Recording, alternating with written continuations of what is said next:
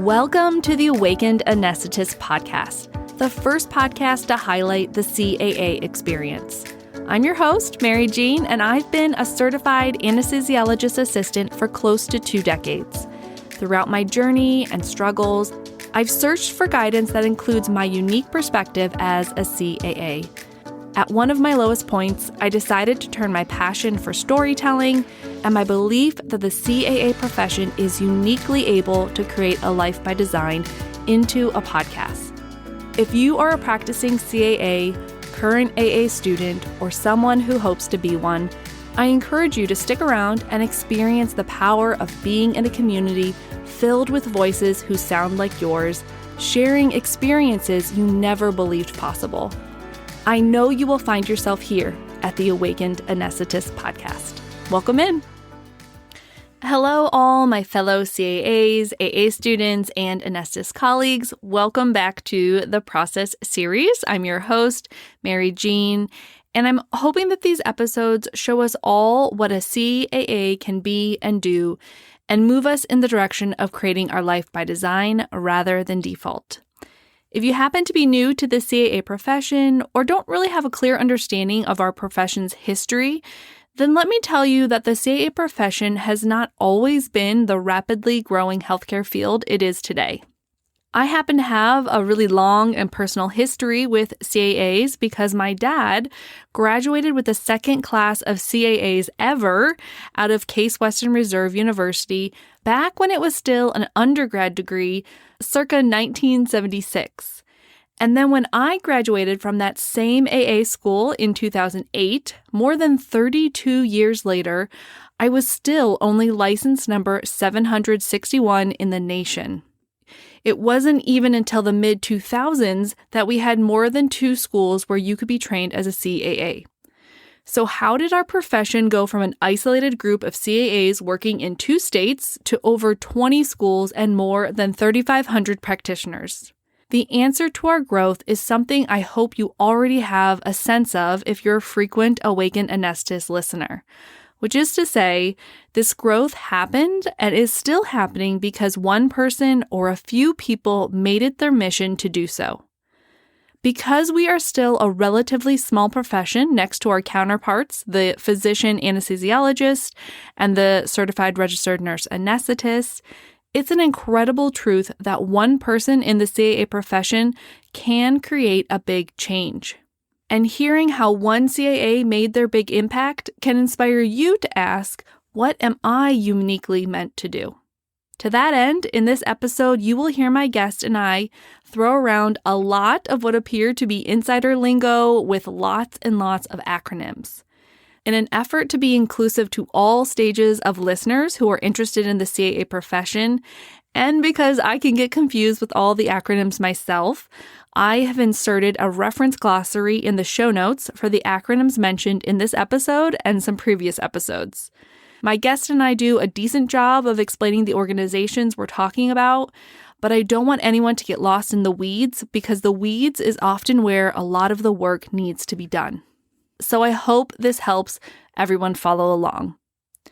You may have already heard of my next guest. He is a well-known, highly respected CAA within the tight circle of practitioners who have been doing the decades-long behind-the-scenes work to grow our profession.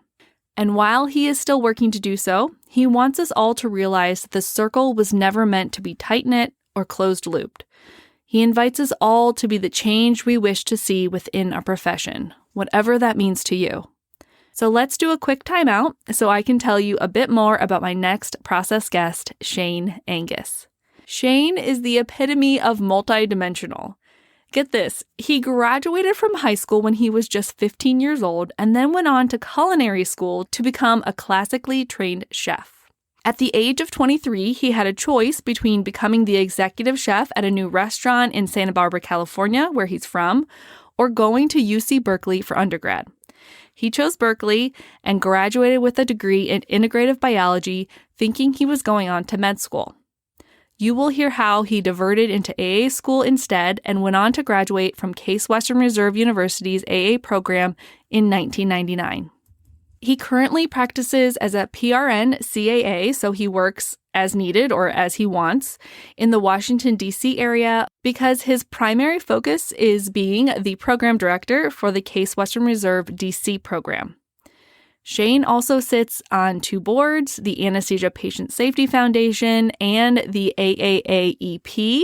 Check the show notes. Shane's process episode will exemplify how one CAA can make a huge difference within our profession.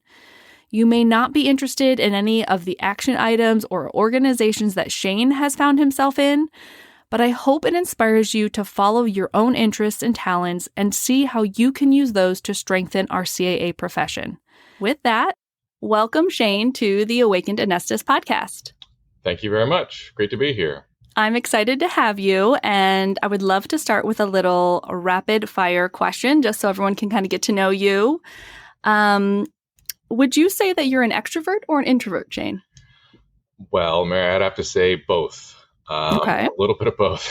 I do enjoy my quiet time, and I do enjoy some isolation, but I also enjoy quite a bit of interaction with humanity of all varieties.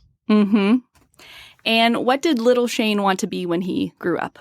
I had quite a few aspirations. When I was younger, astronauts were very much a thing. And even at that time, I was interested in the sciences. So that was a big aspiration. I also had quite an admiration for my father, and he was a builder. So working with my hands was really important to do as well. But those 2 things were kind of the big components. Mm-hmm. What time do you go to bed every night? 8:00. Oh, what time do you get up? About 5:00. Okay. And do you spend any time on social media? And if so, how much?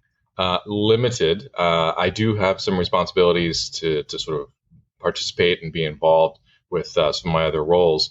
But for the most part, that's on a professional level. So I don't spend too much on social. Good. That's good for you, Shane. We're all aiming for that. Okay, last one. Best TV show or streaming show that you've watched lately?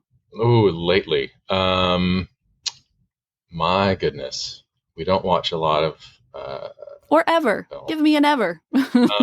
For an ever, I was a big fan of MASH, which was a TV series back in the day. I enjoyed it for several reasons. Clearly, it had a medical focus on it, but there was a lot of moral and ethical components to it. The writing was well done. There was different conflicts. My father was in the Vietnamese War, and so that was a Korean War for MASH, but still there was a parallel for me to watch that. And one of the curiosities for that was the hills that were the opening shot were the hills that were behind where I was raised. Ah, really? How does one watch MASH these days? Can you still watch it? I think you can, yeah. I'm sure it's on one of them. I'm sure it must be. Someone will tell you. We'll get feedback. Yeah. Okay. I would love to hear just about your cultural background and your upbringing. You mentioned a few things there, but just help us get to know you, not as a CAA, but just Shane as the person. Yeah, so I come from humble means. Most of my family had a history of either within the farming themselves as farmers, or within the arts, or within construction. So most of my family were laborers of one type or the other. And throughout the growth of that family, they, fortunately for me, I was born and raised in Santa Barbara, which is a pretty unique place that I've come to really appreciate as I've gotten older. So I grew up most of my time there. I did mention that a lot of my family were artists and educators. And so with that, I did a tremendous amount of traveling globally, very humbly so. It could be in a car going to Mexico and living there for 6 months, or it could be on a Pan Am flight, if anybody is old enough to know what Pan Am flights were, going to Morocco, living there for a year, living in the Mediterranean, North Africa, Europe. I spent a lot of my time in my childhood traveling around and living in many places around the country and the world. Wow. Yes, I'm sure that definitely informed you and shaped who you are. In all of those travels, how did you first hear about the CA profession? I first heard of it during my time in undergrad. My interest was in healthcare, and there was two majors where most students who had that interest focused on. And one of them was pretty intense and a lot of lab time. The other one was very much more open. You had a lot of other coursework you could take. For example, some of the coursework in economics you could take to fulfill some of the biological requirements and the like. And so that was really enjoyable to really diversify the biological interests across the different domains in education. With that, during my time as a student, I was also doing some work for Kaiser Permanente, which is a very large HMO system out west. And so they have their mothership in Oakland, California, which is where the very first Kaiser was.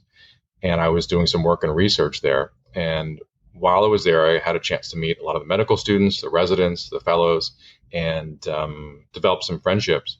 And so when I was accepted to medical school, I shared that with them. And they paused and really advised me to take a gut check and make sure this is what I wanted to do. Mind you, I was a bit taken aback by that because no one had ever expressed that yet. Everybody else was just like, great, you'll do wonderful, go get it. Da, da, da, da. And so all of a sudden, here I was faced with this. Now, mind you, I have to acknowledge that I was naive to where they were in their training. They were definitely at the apex of the amount of time and effort and energy it would take for them to learn their craft. And so, they hadn't slept, and this is before work hour limitations, right? Yeah. So there's a lot of other factors involved with this. Regardless, I did take the advice, and I went back to my advisor, who I had a chance to develop a relationship with, and they said, as I'm a little stressed, I went back to her office, and she had, look, I'm really busy. I'm with some students right now. Why don't you have a seat outside, Shane? You and your anxiety can just pause there for a little bit, and I'll be with you soon. And so I'm looking through the binders, and I kid you not, a 3x5 falls out of one of the binders upside down. Oh my goodness. It wafts in the air, it lands on the floor, and I have to bend over and I turn it over, and it says Anesthesiologist Assistant. And gravity sort of shifted a little bit for me there. I was like, what is this? What's it all about? And so she finally was done with the other students and found some time, and she shared with me a little bit more information about it. I pretty much applied the next day. Wow. And was fortunate enough to get into the last interview group at Case, and flew out there a couple days later, and then had my interview on a Friday, flew back because of the time difference. I got in pretty late, and woke up the next morning. My roommate knocking on my door, hey, when you get a moment, you should probably listen to the voicemail recordings that we have. And I was like, what are you talking about? So I went and listened to it, and they said, you've been accepted. So I was like, wow, this is great. So there you go. Oh, my goodness. And this all happened in California? In California, yeah. Wow. Go Case Western for their seriously good marketing in the 90s. Wow, that is very interesting and impressive that they called you less than 24 hours later. I think probably a lot of people who are applying now wish that would happen. Yeah, I can understand. Yeah, because when you applied, there were only 2 AA schools at the time, correct? It was just Case Cleveland, but it was just Case Western, and then Emory. Yep. And so what were you aware of in terms of, like, you really started really at I would say the beginning of this kind of explosion of growth, or like the momentum really started to build. Were you aware of that? Did you know anything about where you could practice after you graduated? Yeah, thoroughly aware where I could practice after I graduated, and thoroughly aware of where this path might lead, broadly speaking. Mm-hmm. So I went in with my eyes wide open on that one. Mind you, optimistic. I do have that thread in my being. So I thought we'd get a chance to open up some doors, and regardless, I got a chance to open up a lot of doors, and here I am today. Yeah. I mean, it's just interesting because so much of your work now is really creating that snowball effect and that momentum, and you're like really in the trenches, opening up the schools and just all of that. It's interesting to hear, like, if you had a sense of that when you were a student, that like, hey, maybe one day this diversity of interests that I have could be put to good use, or if it was just like happenstance. Quite a bit of both. I think that the circumstances as they were led to the opportunity. Okay. Right. So without there being 2 programs, without there being a limited number of people, without there being an opportunity to have a voice because the group was so small. Your voice counted a lot. It still does count quite a lot. Mm-hmm. While most of the other health professions, it's very large. And so it takes a while to have your voice heard and for that to then be implemented. So with that, I think in addition to my approach on, what's the worst that can happen? So let's go try it. Mm-hmm. Mm-hmm. And what were your career goals, right when you graduated? Were you just wanting to work for a while, or were you wanting to right away get in there with the people who are making things happen? A little bit of both. I had a very fortunate first job out. There was a group in Atlanta, Georgia that practiced at Atlanta Medical Center that was willing to hire not just one, but about 4 recent grads, one from a year above me and one from a year below me, and then one in the current year. And so that was Dane Johnson, Gary Jones, and Michael Nichols. And so the 4 of us worked together at a hospital there. And it just so happens to be that Golamia, quite the figure in our field, was one of the leaders there and the chief, and other people like Mark Capel. So it was a great place to be. It was a teaching hospital. We had students from Emory and from Case there. And I got a chance to do cardiac and trauma. So it was a fantastic place to be, where I could able to really identify more of what it was I wanted to do with my career. Mm-hmm. And what was that? Like, what were those first few steps into figuring that out? I think I'll go back to my background a little bit, Mm-hmm. Where my cultural background was. And there are many people in my family who are teachers and professors. And so that was always part of what I found interesting, maybe just because that was a conversation around Thanksgiving and birthday parties, but it was still there. So I was very excited to have that opportunity to do teaching, and I got to teach pretty much every single day. So that was very fun for me. The other pieces that came to bear were related to policy and patient safety. So we had a high acuity patient population, and our outcomes for our cardiac cases were not that good. And there was lots of questions about why were they so poor comparatively in our region. And one of the primary reasons was that we were doing cases that other hospitals in the region were not doing. We had a lot of very, very sick patients. And so when you factored that in, our outcomes were actually okay comparatively. So that focus on patient safety early was a unique opportunity. And then the other opportunity as related to policy, where people like Rob Wagner were working on the state of Florida and getting a chance to participate in that exciting endeavor. So they all kind of coalesced in that unique place. Plus having all my friends there really was pretty special. Yeah. Well, I just like the idea that you said earlier that in a small profession, your voice really matters. But I was wondering if it felt like you had the thought, like, gee, our profession needs to take a step here or do this. And you were like, certainly someone else is doing that. And then you realize, you look to your right and left and you're like, oh, wait, there is no one doing that. Maybe that person's me. Or were you asked to do these things? Or, was it all self-generated? I think that's such an interesting thing, because that's still happening now. Like, you can still be that person now.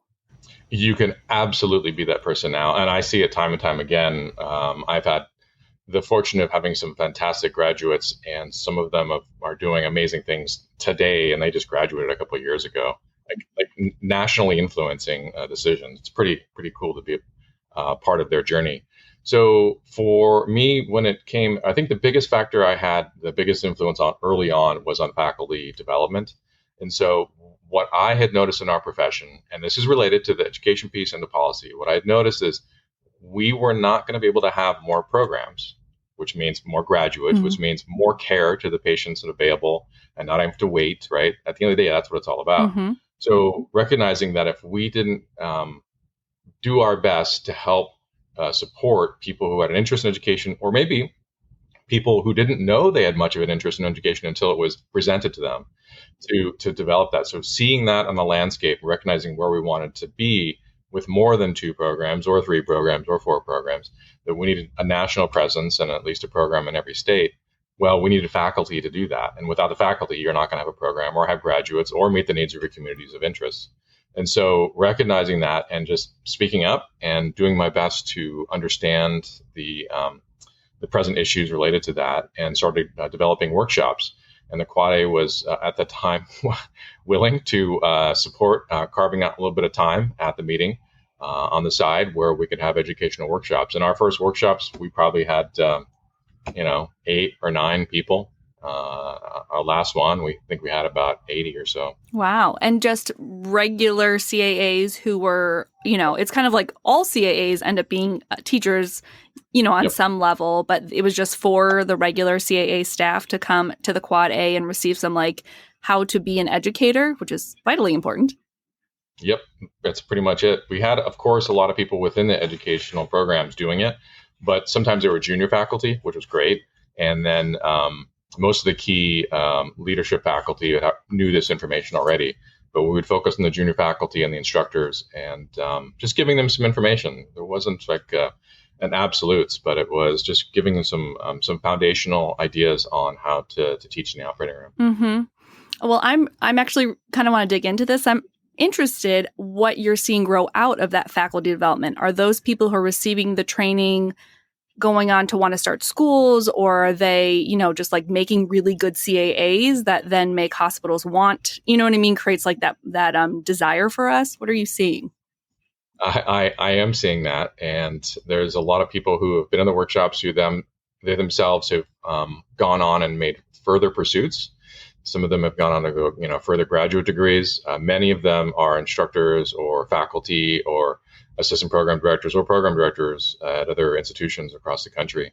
And so that's very gratifying to share, a portion of what their journey was and how they were going to go find and fulfill that. And what do you think makes a really good faculty instructor? Great. So the most important thing about teaching anybody in a clinical space is making sure that first and foremost that your patient is safe, period. That is the most important thing. And it goes beyond that, right? And clearly you want to focus on the patient, and that's the priority. And that's really important throughout that.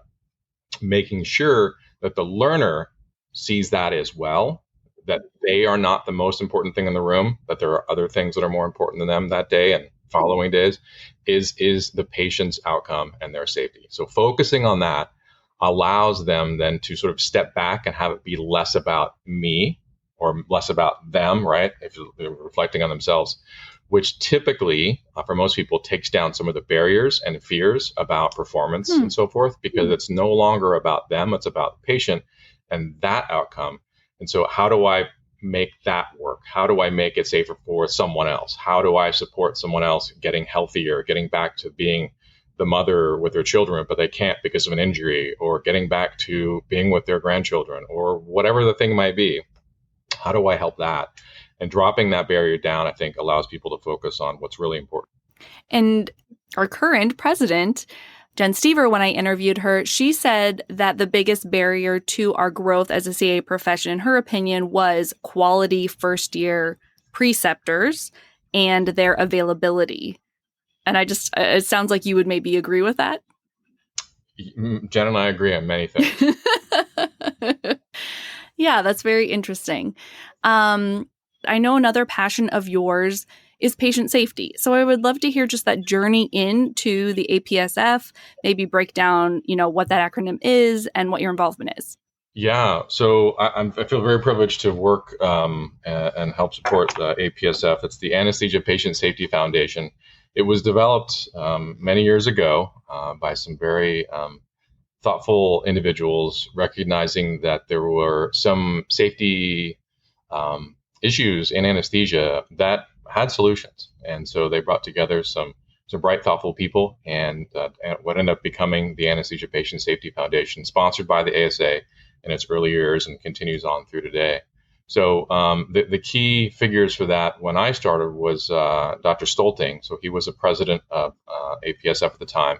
And they were looking to broaden the spectrum of people involved with APSF. And so I was invited to a meeting, one of their annual meetings, and then subsequently offered to represent our profession within their board.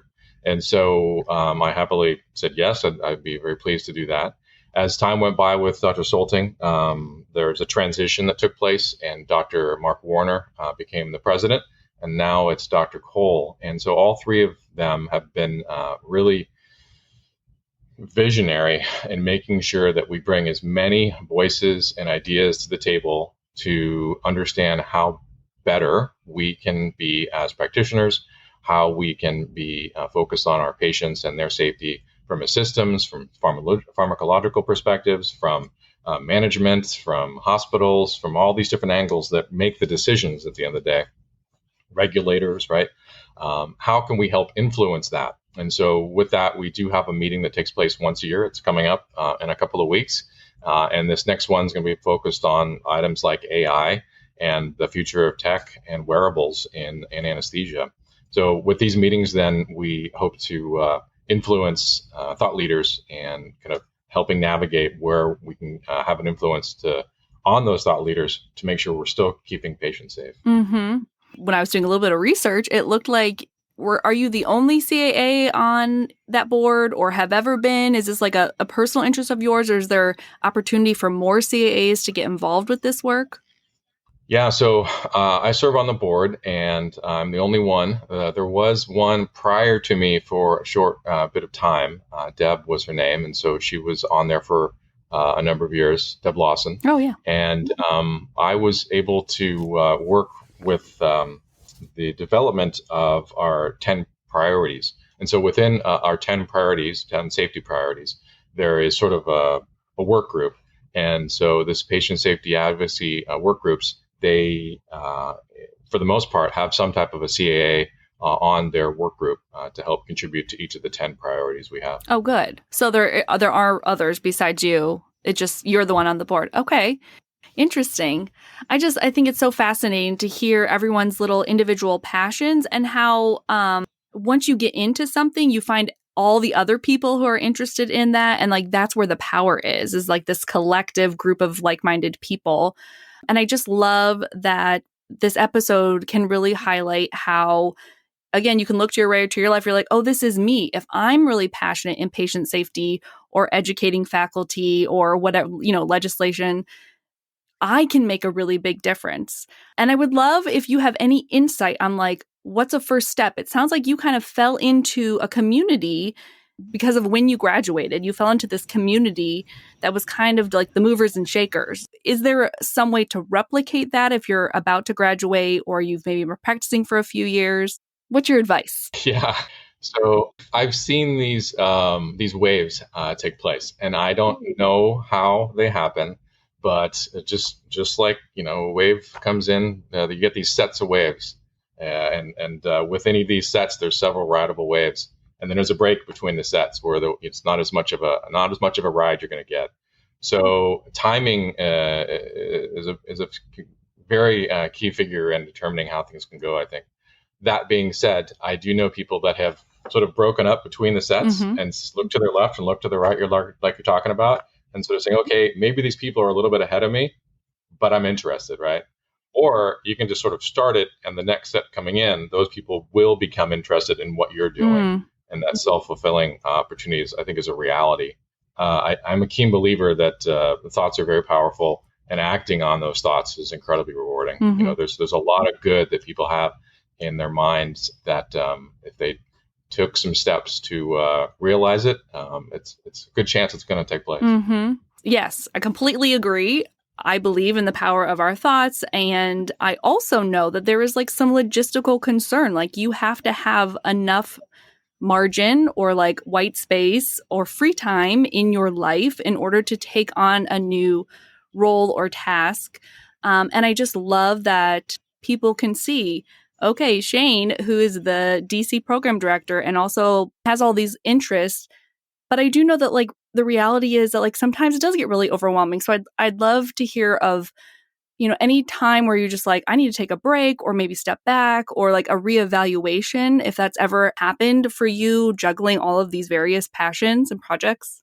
Yeah, so I have two significant examples to share. One was during COVID. That was a very challenging time for everybody to go through and to witness. Within education and within healthcare, within those two classic domains, both areas went through tectonic changes.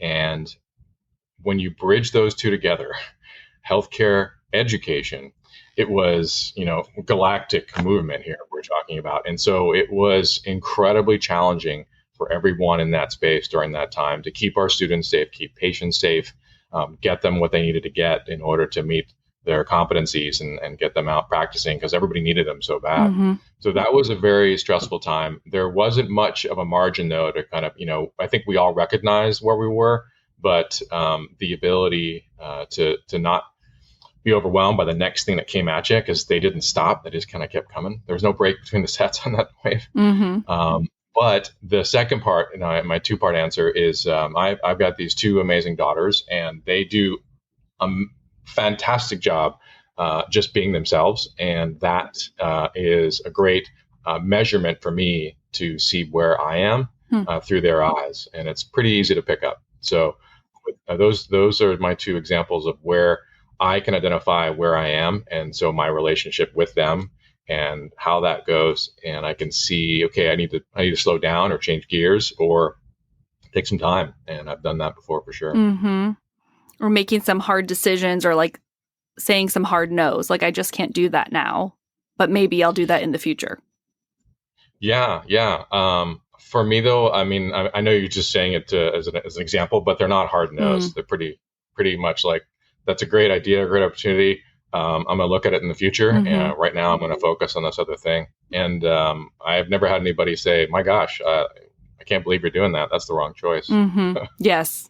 Sounds like you have very good boundaries, Shane, which is great. I mean, that's what we all need. And that is one of those secrets to doing a lot of things well, or doing, your chosen things well, is that you don't say yes to everything, and that you focus on like where your energy naturally comes.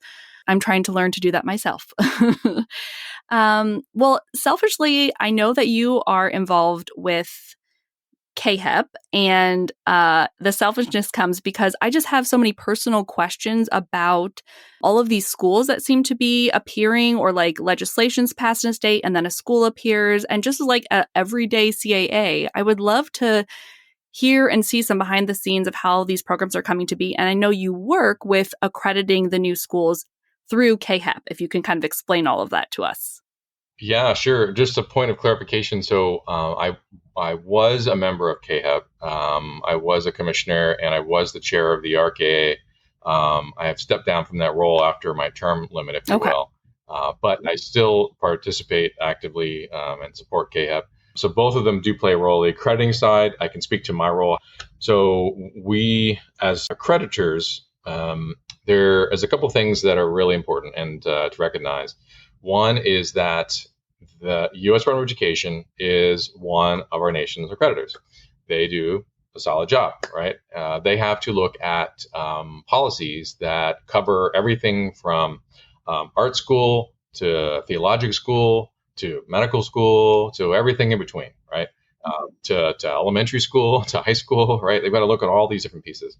And then the other big accreditor is CHIA, which is a Commission on Higher Education Accreditation. They are the one that helps the university-based accreditation. So you're looking at an entire university that has multiple schools in it, and each of those schools has multiple degrees they might offer. So you've got the School of Engineering, and you've got the School of Letters and Science, and the School of Law, and the School of Nursing. And within each of those, there's multiple degrees. And so how do they create policies such that they are doing the best to maintain quality at each of those programs and these schools, so that they can demonstrate that they focus on their students, they focus on their communities of interest, they focus on their curriculum and their outcomes. So that's kind of the CHIA, and that's where KHEP fits under. KHEP fits under CHIA. And so it is a programmatic accreditor. And so within that arena, there are many different programs which are part of allied health.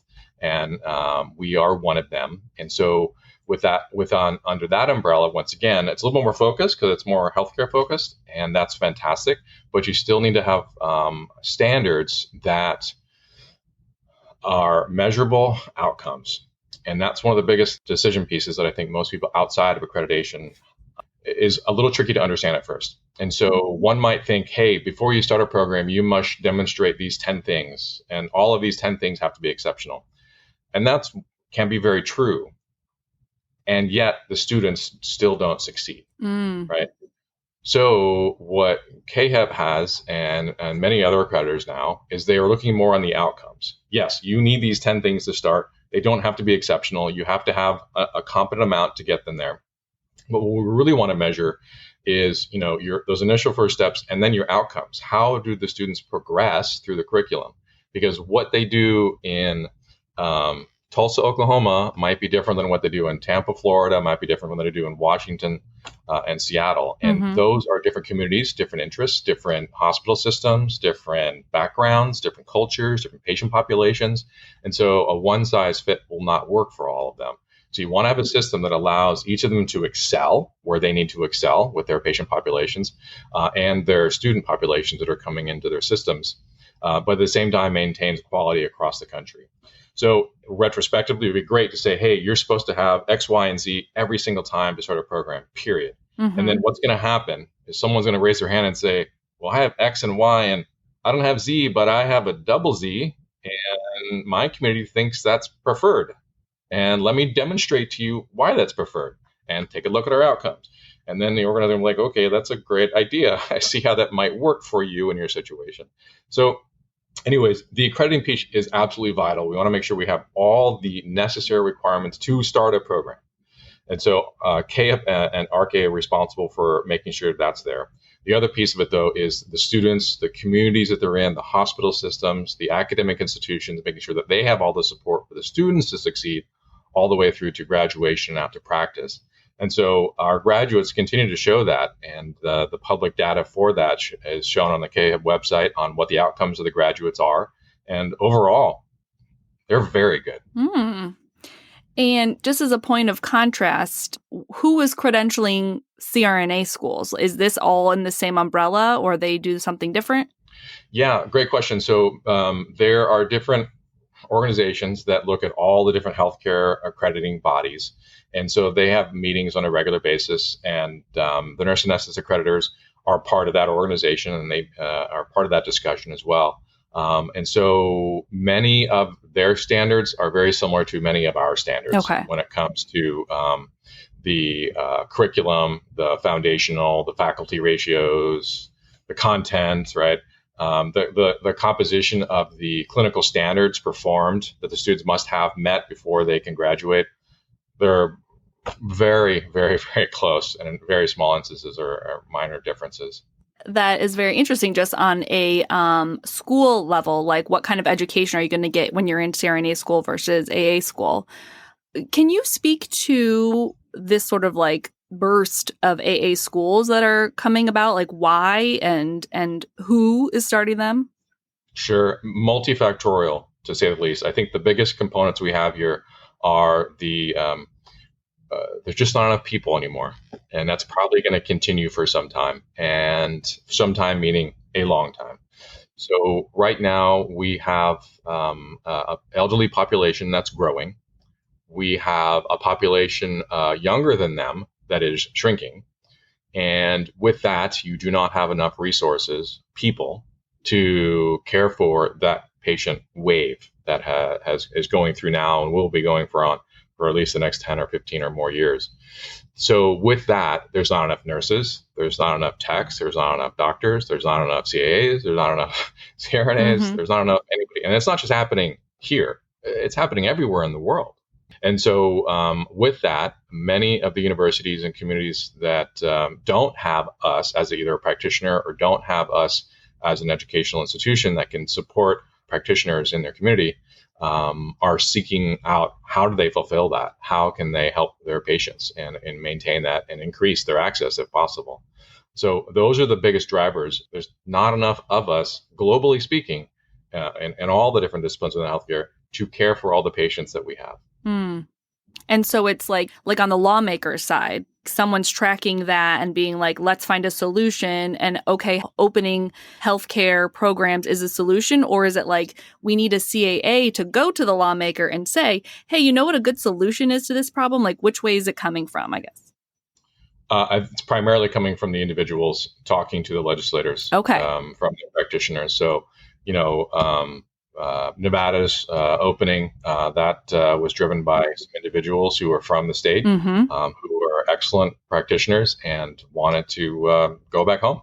And so that's a big driver. And many of the other states where that has taken place, that's been a big driver as well. Utah is another example of that. So here are these people that are practicing in very well and established and many times prestigious healthcare institutions that are saying, I'm doing this here, and there's a way for me to do it back there where there's not enough people either. And let's find a way to bridge that gap.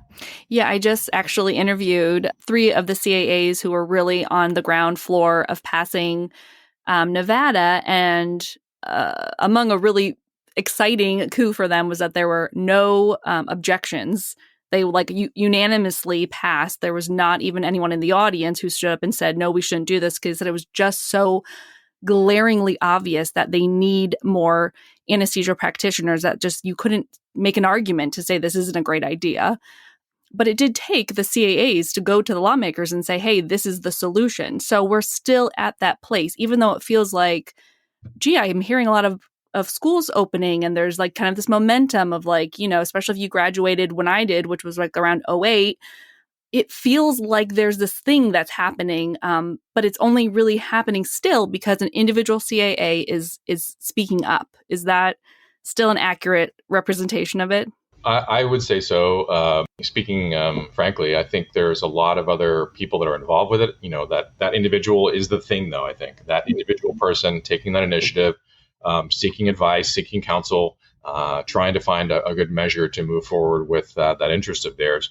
And then there are tremendous behind-the-scene systems that take place to support that individual in that process. And so that individual or that group of people are the ones that make the difference. Look, just my example, when I was looking through the binder and I was stressed out about what I was going to do, and that little 3x5 card fell out, So that's analogous to that individual going to the legislator and saying, hey, here I am. Yeah. You might not have seen this before or heard of this, but take a look. Yeah. And let's have a conversation. And so when most of the legislators hear that, they can understand it and, look forward to helping. So interesting. I would love to have a little lens in like 10 or 15 years to just see where this is all going, because you can feel where it's going, but it's going to be so interesting to watch it all unfold really in the course of my career. Yeah. So I'm just really grateful that you decided to, or that you agreed to be on this podcast, because I just love your perspective. And I love how you were kind of one generation before me in this momentum. So much of this podcast is about highlighting voices like yours that really debunk the mystery behind what a CAA can be and do.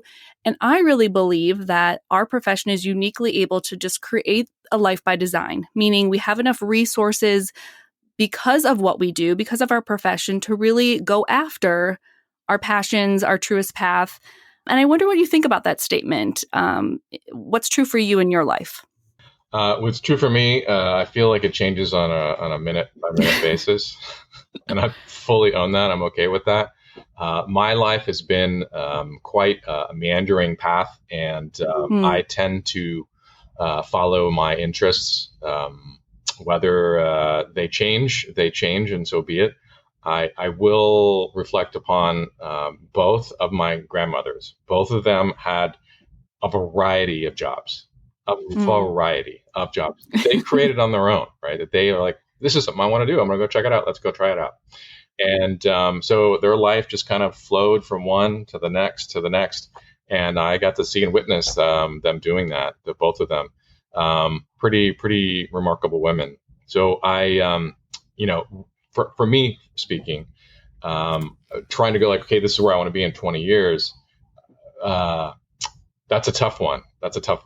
And so for me, it's more like, I like this idea of where I might be in 20 years. But for the most part, like there's a vision. And I think that's the part that I would focus on, is this idea that might not be concrete, might be hidden behind clouds, but it's there. And then as you follow that cloud, as it moves through the atmosphere, it might shift and collide with our clouds, and then idea might change and become something else.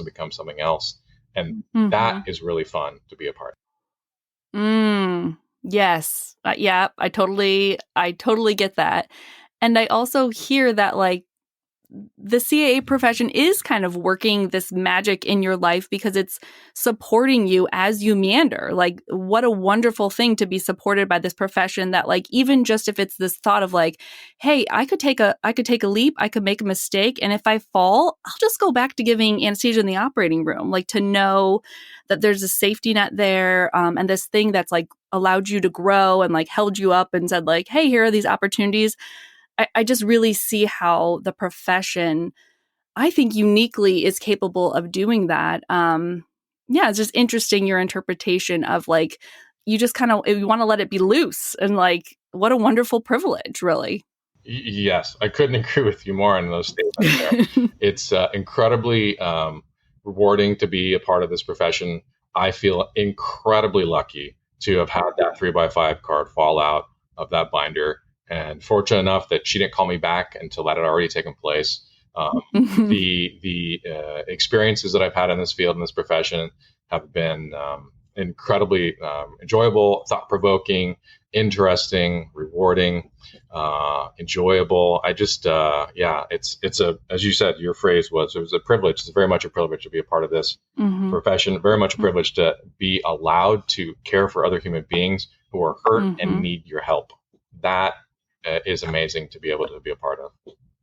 Yes. Well, just as my final, I'm wondering, in all of the many things you've touched or done, if there's anything that we've missed that you'd like to talk about. We didn't even talk about how you're the program director for Case DC and that evolution. Anything that you want to get on the books, on the record? You, Mary Jean, have asked a great amount of very thoughtful questions, and I think you've covered the bulk of ideas that I'd like to share. I can get a bit off tack. Next thing I know, my sailboat's way off in some other direction. So he's done a good job pulling it and gearing it back. So before you have to, pull my sail in a different direction to get us back to shore, I'm gonna hold there. Awesome. Well, if anyone has further questions for you, or they know you've done something they wanted to hear more about, are you open to people contacting you? And if so, what's the best way to do that? Yeah, people are contacting me regularly, pretty much daily, get people reaching out. So it's through my university email, which is shane.angus@case.edu. Wonderful. Okay, well, I will put that in the show notes. And yeah, I really am grateful that you took the time. I know how busy you are. And as you said, healthcare and education are two things that are time and energy. And so I appreciate you taking some of that with me. And I wish you and our profession all the best, and I'll be in contact. Wonderful. Thank you so much. All right. Thanks, Shane. Bye. Bye. I hope you loved this process episode with Shane. It's been very cool recently. I've been getting a lot of feedback from past guests as well as listeners of Awaken Anesthetist podcast that they heard something, or the story that was shared really spoke directly to them and their specific journey as a CAA or a pre-AA student or a current AA student. And there's just a lot of connections that are being made. And exactly what I hoped would happen with this podcast is that we're finding our like-minded people, our other CAA-minded people. And when you share stories within a like-minded community, it becomes really expansive for you personally to take those risks or to take that next step into the life that is uniquely meant for you. I just think it's really interesting, the synergy that's happening through this podcast and the connections that are being made. If you want to further those connections, two things you can do are to rate and review this podcast on whatever platform you're listening right now. And the second is to share this episode with one of your CAA colleagues or a fellow AA student. I'll be back in 2 weeks with part 2 of my self-discovery journey. I hope you're enjoying that little series. And between episodes, you can connect further with me on Instagram at Awakened Anesthetist. I hope to talk soon. Okay, awesome. Think you got what you needed? I feel like you were very on the point. Okay. You were good. I don't feel like there was much meandering, as you had said.